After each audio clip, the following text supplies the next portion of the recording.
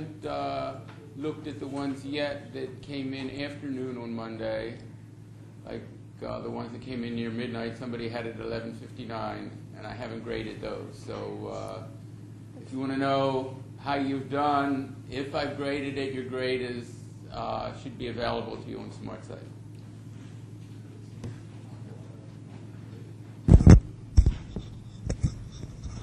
And I'll try and get the others in the next 2 days. I think I should be finished them all by Thursday.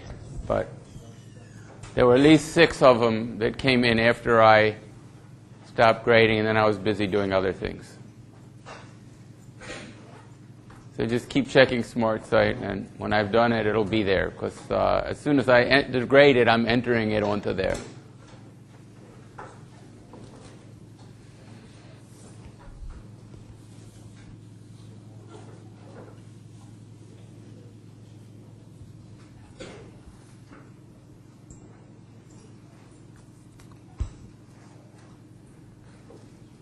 I'm just waiting till my watch says it's 10 after.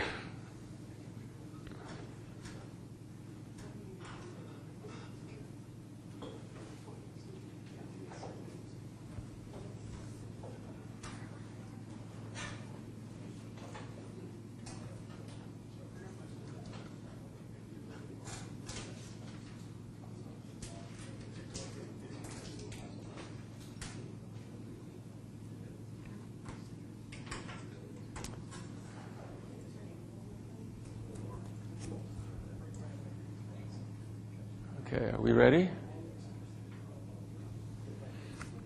Okay, so I changed my mind about proving Chebyshev's inequality, since I'm going to try and prove something else today instead. And I just try and say what it's good for. So we have this integral, and we can estimate it by choosing some probability density, either uniform or, as I'll talk today, maybe non-uniform will even be better. And estimate the integral by taking n samples and averaging the value of f of xi over p of xi. And that's what I call the estimate I of n. And what you can get out of Chebyshev's inequality is, suppose you know how close you want to get. You can't guarantee you'll always be that close, because if you pick random samples, you can always get a fluke.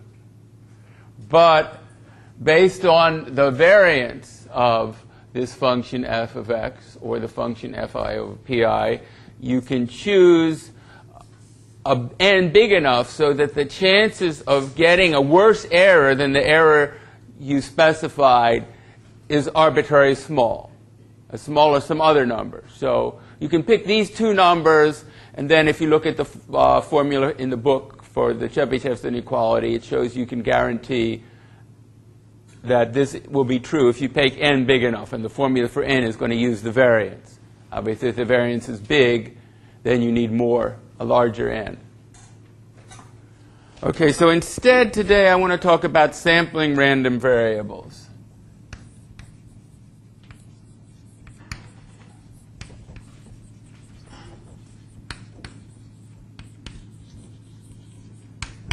And I'll start by a finite case.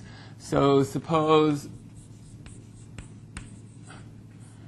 there are n, do I want lowercase or uppercase n? I don't care.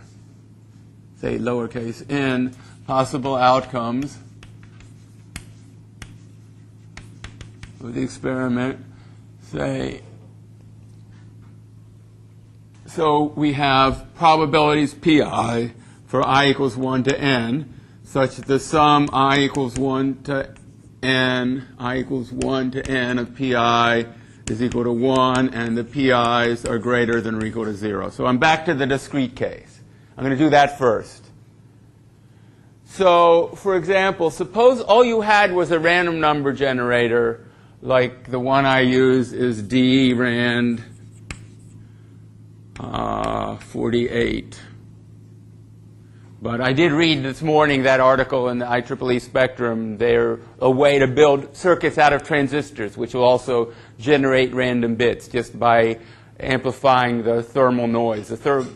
You set a sort of a flip-flop so that it starts in the middle, and it could fall equally likely in either way, just based on the thermal noise on the chip. And you get a collection of random bits there, and you sort of sanitize them by using them as seeds for another random number generator. And you end up with, physically random numbers. But you could also get it. This is just a bunch of arithmetic that gives you a random number between 0 and 1.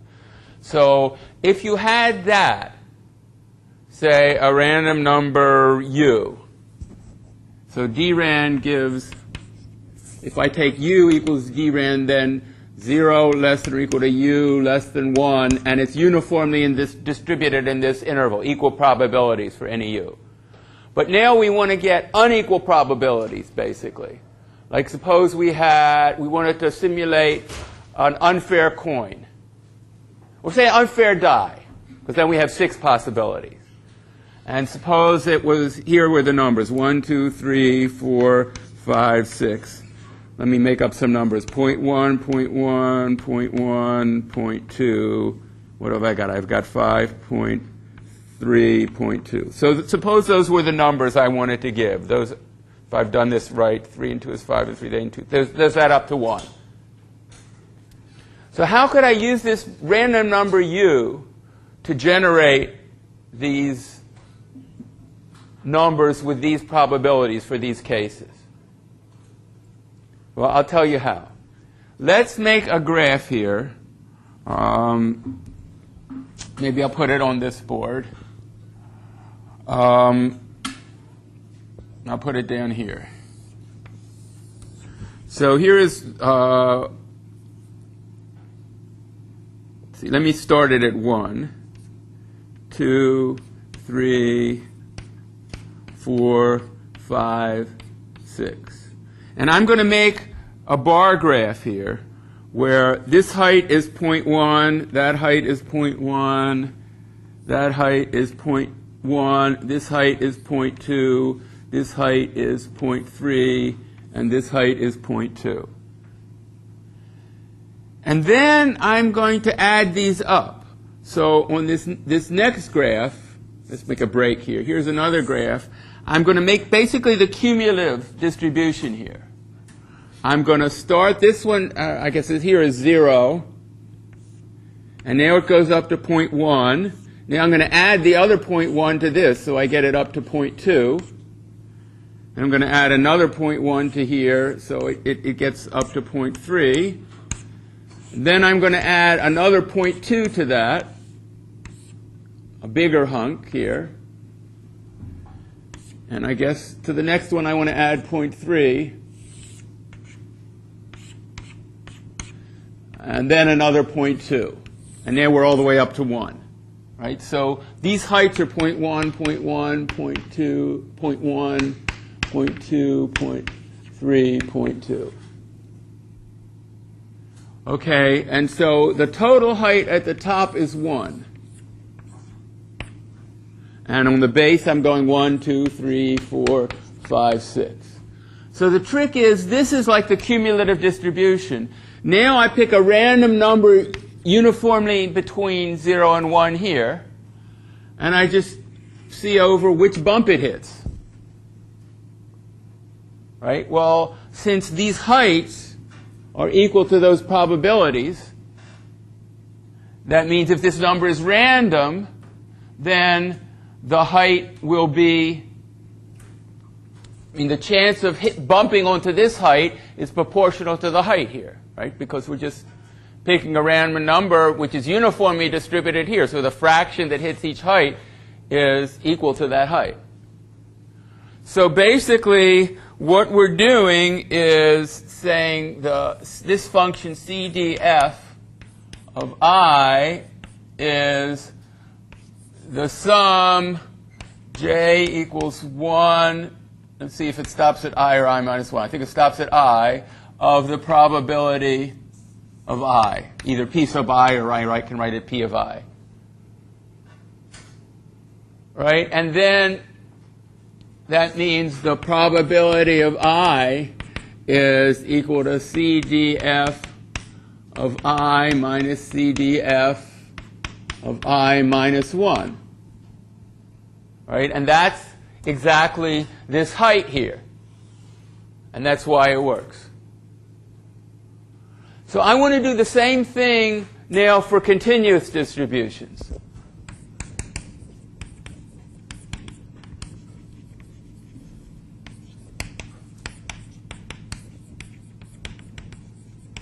Say,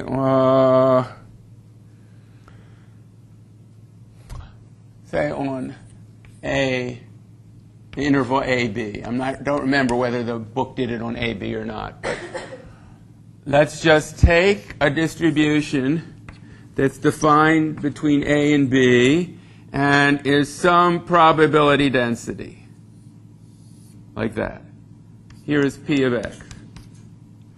And then the cumulative distribution function of x, this is P of x, is basically CDF of x is equal to the integral of a to x of P of t dt, right? It's the integral up to x. And what that is the probability that t is less than or equal to x, right? If you pick a random t according to this distribution, this integral is the chances that it will get up to x, right? For a continuous distribution, you integrate that density over an interval to get the probability of that interval. Here it's the probability of the interval from a to x. So here the slope is slow. When I get larger up to this value, the slope is steeper. Here it's steepest up here, and then it sort of levels off. And eventually when we get up to b, it has value 1. Okay, so basically, if you pick a number u, then come over here and find out CDF inverse of u. That's basically what we're doing, right? If we take a function, we take a value here and see what the CDF is. If we take a point here on this axis and go over and then down, we're taking the inverse function. And this is a 9 decreasing function. Right, so that this doesn't bump back down, we're always going to get a well-defined inverse. And, well, I guess if the probability were ever 0 here, right, then our curve would be like flat for a region.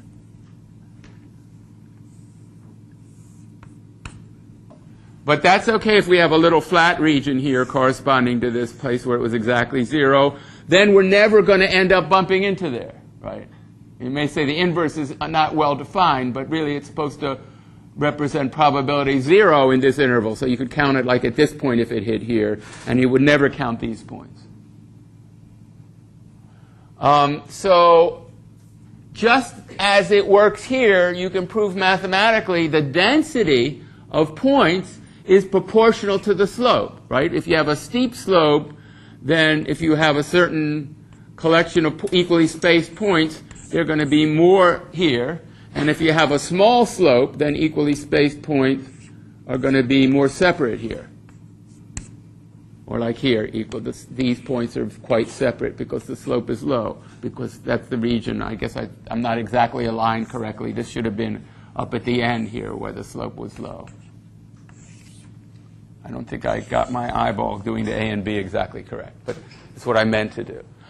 Okay, and the book has a proof based on this fact that says that then you have the right probability distribution just by looking at the slope of this density gives you the probability density, the slope of the cumulative distribution, because the cumulative distribution is the integral, right? So its derivative is back to that density.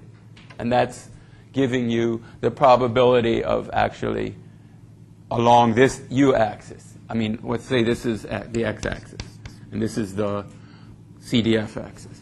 So it's analogous to this case, and there's a proof in the book that it works.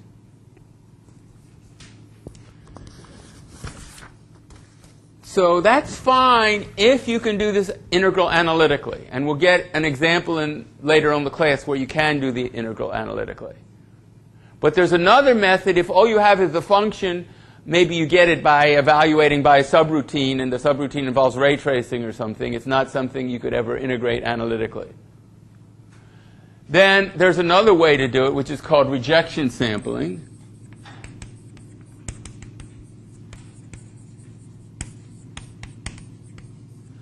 And that is if the probability of x is always less than or equal to some number m. You have a maximum bound on your density function. Then what you do is you think of, here's a plot of the density function. Here, I'll again make it between a and b. And I'll make it go between here, 0, and m. And my graph, then, if I look at this box here between here, 0 and m and y and a, b, and x, I know that my probability density is entirely inside this box. Actually, let me make it so it actually comes close to m. Okay, so suppose I generate two random numbers. Let say it should be uniformly distributed in A and B. How can I do that using this random number u? What can I do to drand 48, which will give me a number between 0 and 1, to make it go between A and B? Well, when this drand number comes to be 0, I want to have A. And when drand is 1, I want to have B. So I just have to multiply it like this. B minus A, which is the width of the interval, times this. Right? So basically my probability density is 1 over B minus A, because it integrates to 1 over B minus A. And then let's take number u, which is uniformly distributed between 0 and m. It's just m times another call to the whatever source of random numbers you've got. So now we have some random point in this rectangle. In the book there's a picture of a lot of them. What we want to do is choose only the ones that are inside this curve. Right? Then the marginal distribution of, what did I call this one? T will actually be this probability, right? Because if we integrate, if we accept only the points inside here and reject those, then the probability of accepting the point is proportional to the height of this curve. So the way to write the code, do I have a code here? I don't know. I can still write the code here because I don't think I've got it, at least on the page of the notes I'm looking at, is to just say if, how do I want to say this?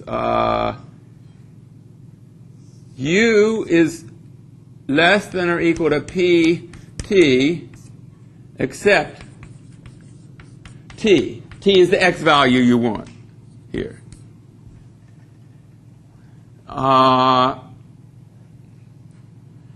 And I can make a while loop out of it.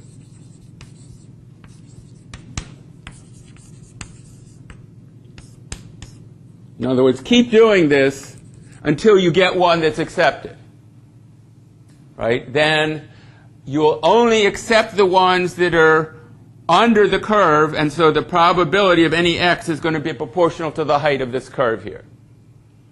But you can see, first of all, you need two random numbers instead of one, and second of all, you need perhaps, in this case, looks like this area is even bigger than that area, or maybe it's the same. You need twice as many points as you're eventually going to get x values, so it's 4 times as much work in this case. So it's better if you have something you can actually compute this analytically and actually get its inverse function. So I want to show an application of this kind of integration, which is the integration that we wanted.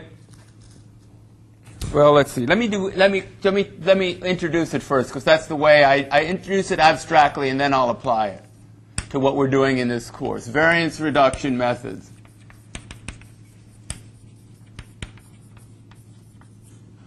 Right? What we had is sigma squared for n samples is 1 over n times sigma for one sample.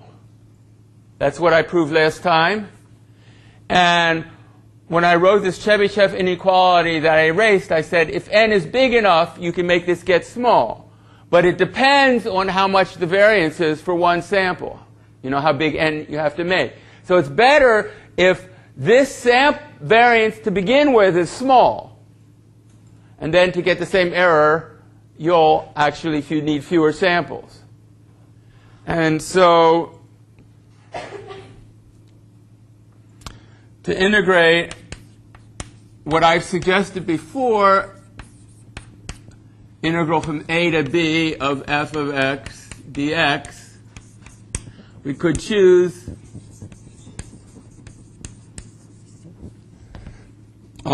p of x equals a constant. And what would that constant have to be? If it integrates to 1, and it's a constant, integral k from a to b dx is b minus a times k, and that's 1, so that constant has to be 1 over b minus a. And so if it's 1 over b minus a, then our estimate for one of them, I'll call it number 1, is just f of a sample xi, which is generated between a and b by like the kind of formula I wrote on the far board for my, what was it called? I guess that's the t. And then divided by b minus a, and that's my estimate for one integral. But I don't have to use uniform probability. I'm going to draw a picture of an f.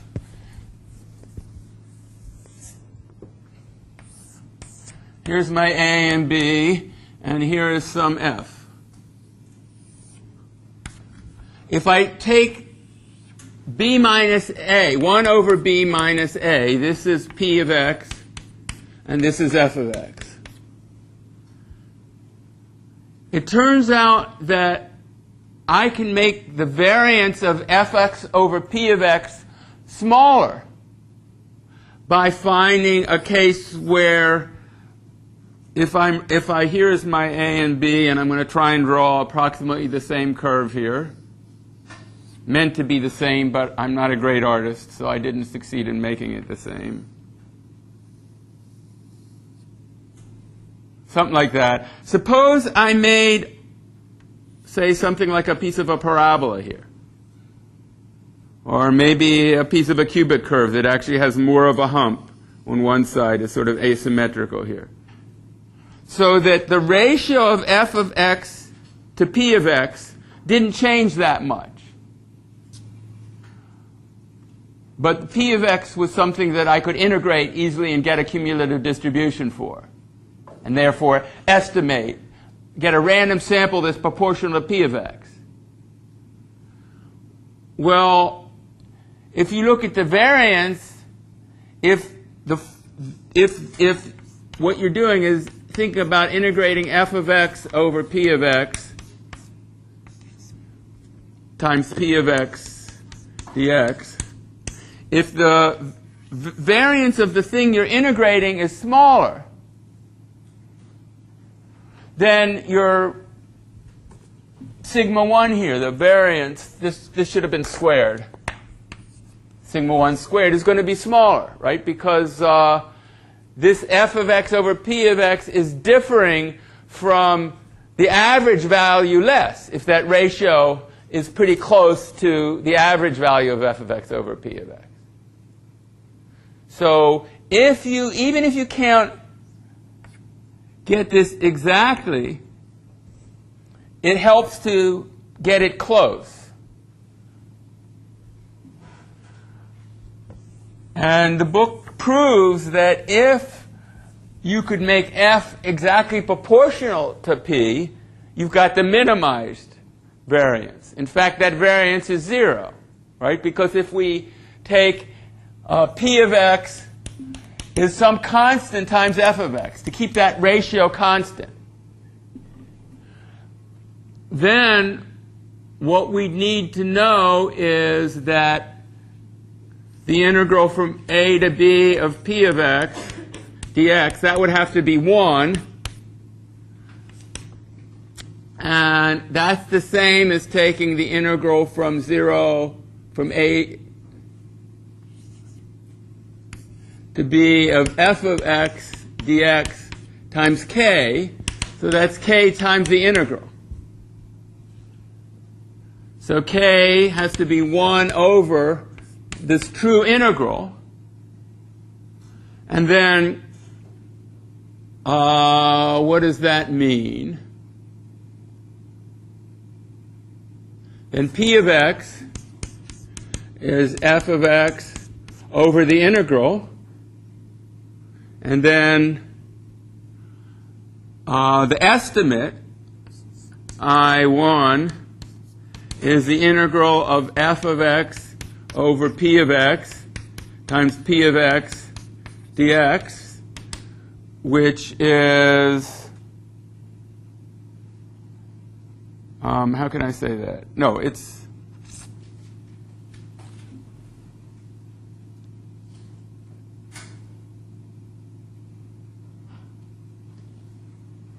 let's see if I did this right.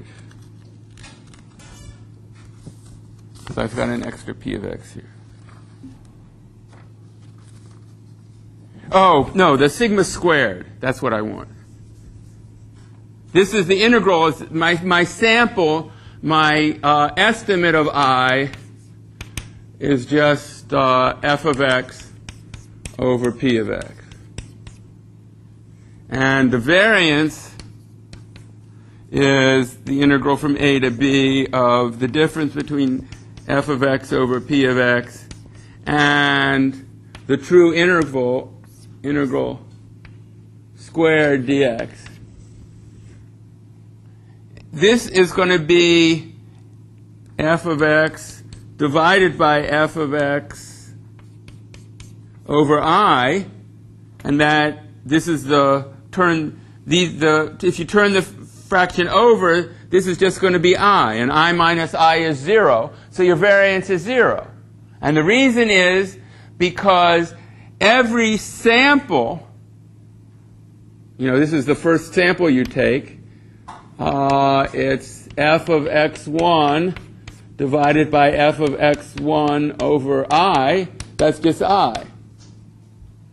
Well, something's fishy here. How can you get something for nothing? The problem is we can't do this because we can't find k because we don't know the I. I is the thing we're trying to find. So that means we can never make this variance 0. But by making the p of x non-uniform so as to more closely approximate f of x, we can make the variance go down. And so let me do this now on the application that we actually want. So suppose we're trying to estimate the reflected radiance. I'm just going to write the equation from the book that I've been writing on the board before. X reflecting in direction theta is the integral, let's do the hemisphere version, of the bidirectional reflection function. Here's an incoming direction reflecting to this theta. And then we have the light coming into x from that direction, psi. And then we have cosine nx psi d omega psi. And this says we're trying to integrate over the hemisphere.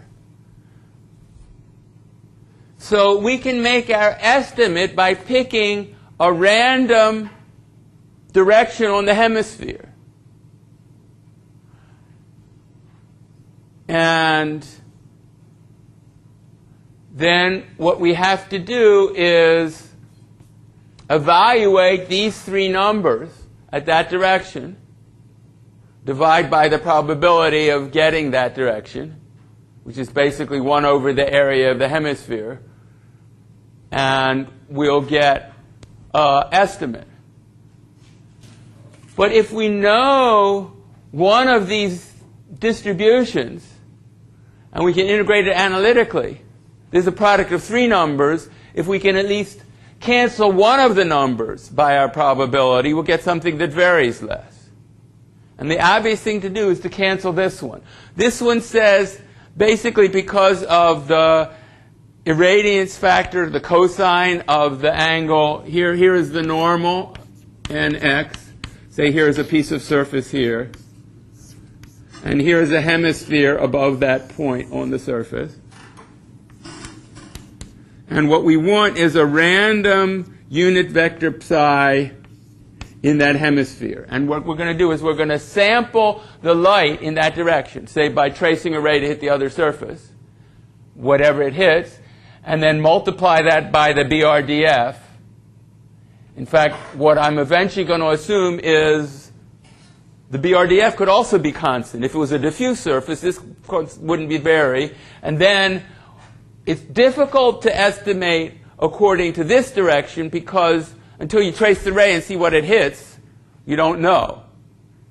But this one, you could estimate because this is an analytic thing. So what we want to do is make P, the probability of sampling in any given direction, proportional to cosine of theta, where theta is the angle between this direction and the normal, right? We can think of two directions. We can think of the x-axis here. We can project this down and get this phi, which is the azimuthal angle. These are the two components of the spherical coordinates now. And basically, what we need to, in order to make the integral of over the hemisphere of x of p of psi d omega psi equals 1,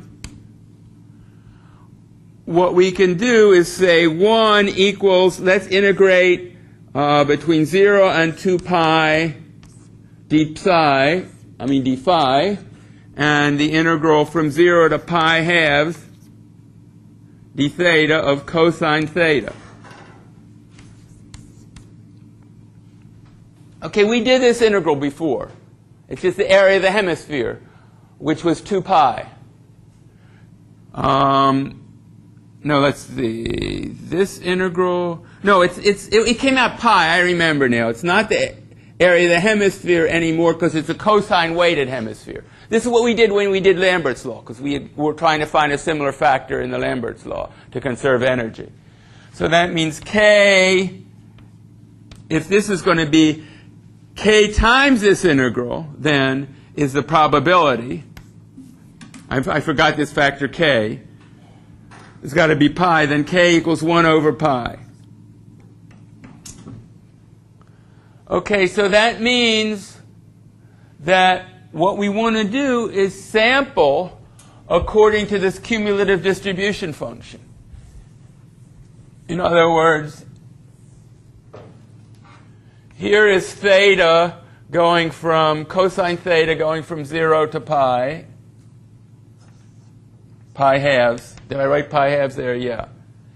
And if we take 1 over pi times it, 1 over pi cosine theta, and now we want to make the cumulative distribution of that. I guess here it's increasing fast and here it's increasing slowly. Right? That's what we want to use to sample it. So basically, we're going to sample phi uniformly. between 0 and 2 pi.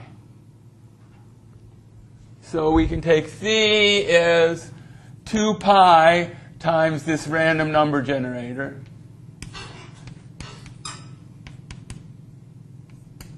But what do we have to do with cosine theta? Basically, what we have to say is that if we're forming the cumulative distribution when theta starts from 0 and goes down to pi halves, it's really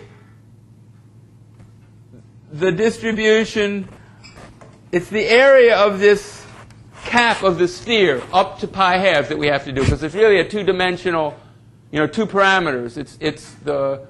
If we kept theta up to a certain direction, we're actually, to get the cumulative distribution, we have to integrate from the top of the sphere down to a certain level. Let me pick the level of this great circle here that came through this angle of theta. We have a certain spherical cap here. It's similar to the integral that we did to get this pi here.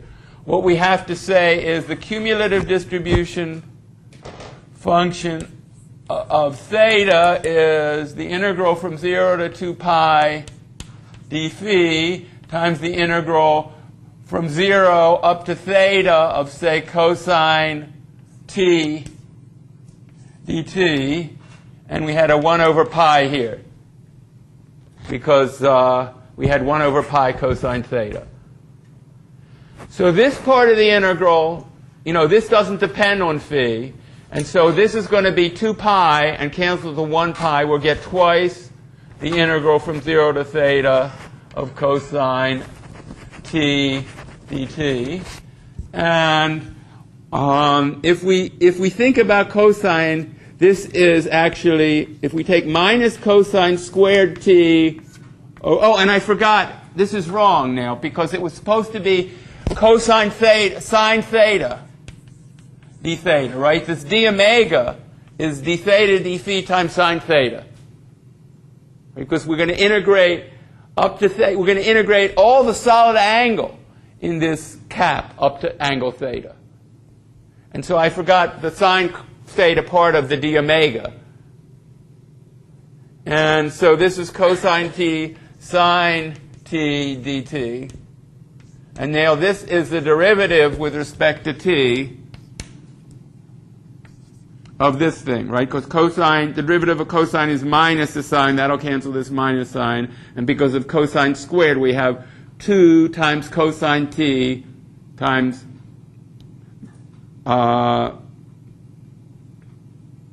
sine times the derivative of what's inside, which is minus sine t. And this cancels the minus, and the 2 cancels the 2. Right? So this derivative equals that. And so this integral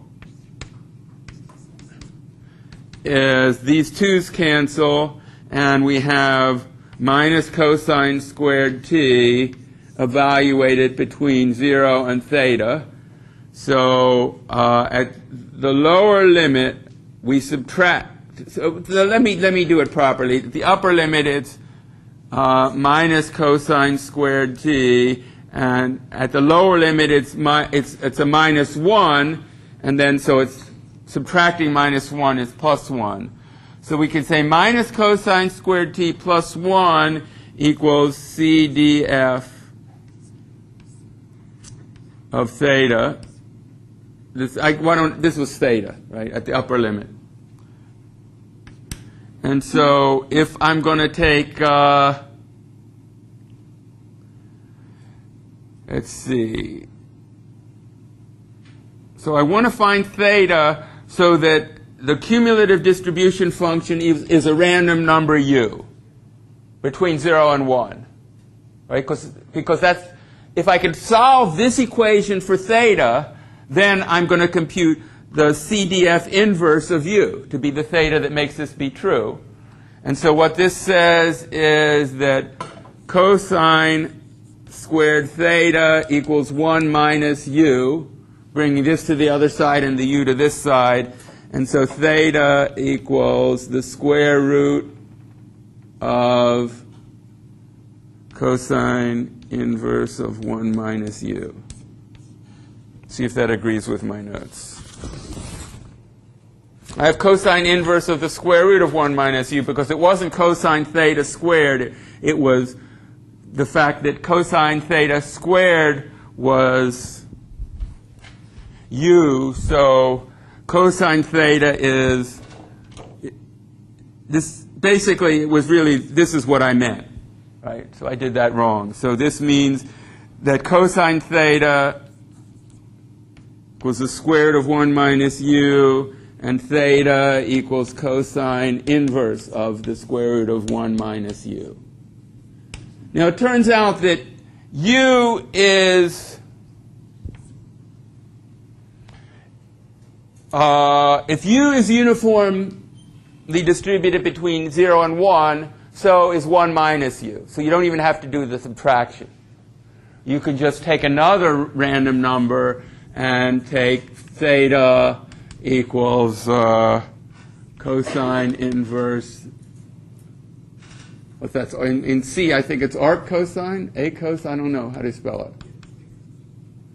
Of square root of rand, d rand 48. Something like that. That'll get you the phi and the theta, and then you can pick a unit vector using the spherical coordinates in that direction. And that'll give you a sample, and that will be better than sampling uniformly because we made it proportional to cosine theta. If we were sampling uniformly, then this cosine factor would go out, and we just have this sign to integrate, and we wouldn't get the squared thing anymore. Right? So we would avoid this square root. We'd be sampling uniformly. But in terms of getting reduced variance, we're better to sample non-uniformly because the light contributing from the surface coming on angles that are more directly above instead of tangential is actually going to contribute more to the integral. So it's better to make more samples there. That's the philosophy. So another thing we might want to do is do jittered sampling, which the book calls stratified sampling.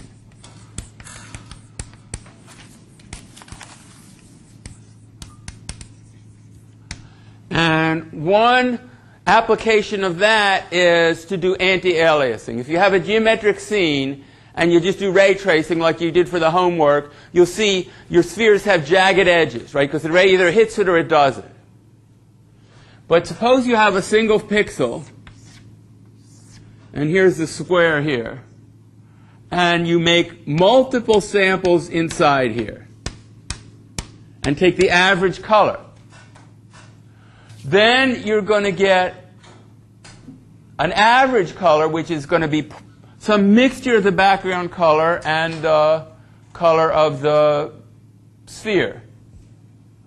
And so you won't get the jagged edges. Instead, you'll get some sort of shade of gray. Or, you know, if this was white and that was black or something, you get some mixture of the colors. But it could happen by the random number generator that all your samples happen to be clumped over here. And then you'd incorrectly get the color of the sphere. And so if one way of reducing the variance of the integral is to try and prevent them from being clumped. And the jittered sample method says, suppose you divide this region into, say, 5 by 5 horizontally and vertically subsquares. And you pick 25 samples. One sample is uniformly distributed in this one sample uniformly distributed, that means in x and y, in each of these subsample locations. You know, I'm just picking random points here. I'm not aiming at the center. I'm just... Well, you're never going to get them all clumped here, because there's some squares out here that need them be. Have one samples in it. So that's going to involve less variance. And I was going to give a proof that the variance decreases I think what I'll do is I'll try and start it, and I may have to continue it next time.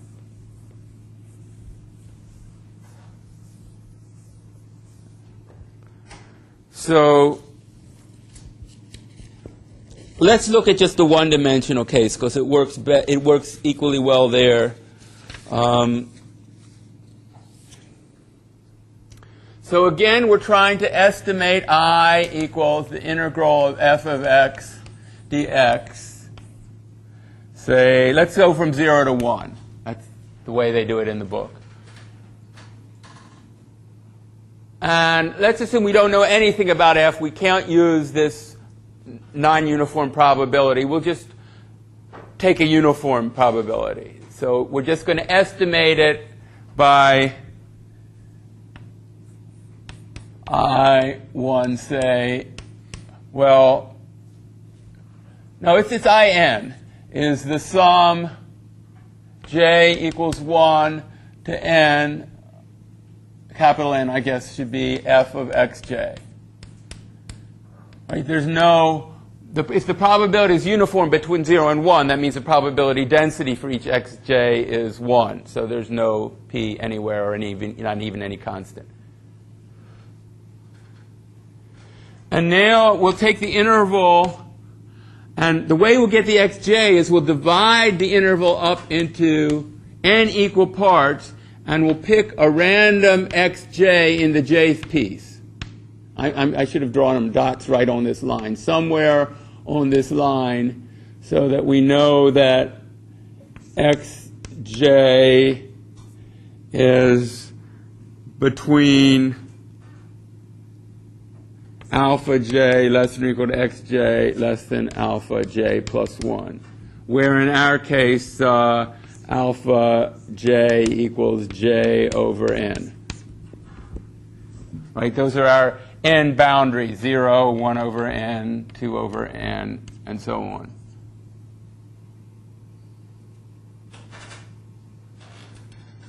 So what can we say about the variance knowing we put these xj's in these specific intervals, somewhere randomly, uniformly distributed in each interval?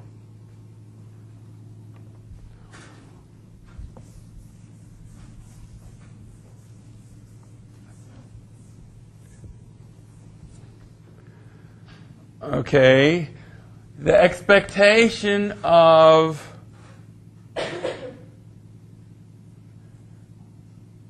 this In, the expectation of the In is the expectation of, should have been 1 over n times this sum. Let me write it separately. The expectation of this estimate, it's still true that this expectation, even though we didn't choose them each one randomly in the whole interval, it's still true that we get the same answer.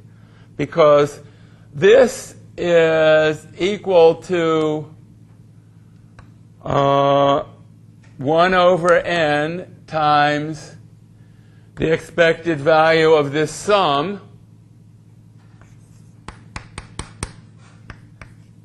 f of xi, and the expected value of each of these is the same as an integral.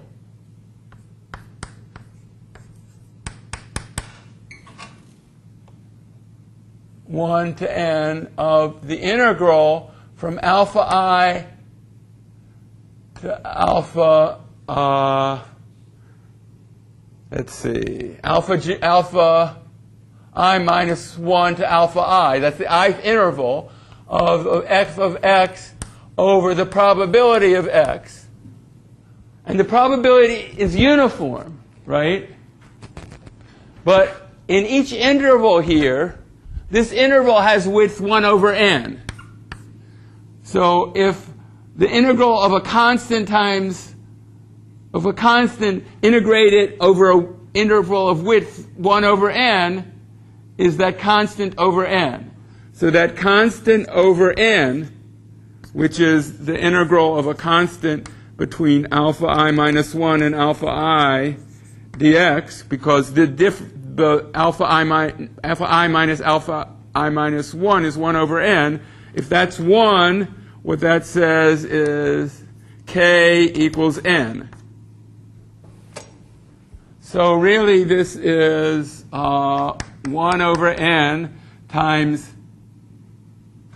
the sum I equals 1 to n of the integral from alpha I minus 1 to alpha I of f of x dx. Well, this sum is just as if you integrated over the whole thing, right? If we take the sum of the integrals over each little piece, this becomes the integral from 0 to 1 of f of x dx. And the n cancels that n, the 1 over n cancels that n. So even though each of these wasn't distributed over the whole interval, we still get this expectation as the same as before. But we want to make the variance less. And I can see by my watch I'm not going to have time to do that. So, well, let's see. I may do it next time. I maybe save it to the end of next time. And if I have time after what else I have to talk about according to the syllabus, I'll give you the proof. But intuitively, I explain why it should be less variance. So I'll try and make time to give the proof tomorrow. I mean Friday, whenever the next class is. But I have to stop now. But that's the idea of jittered sampling. Then.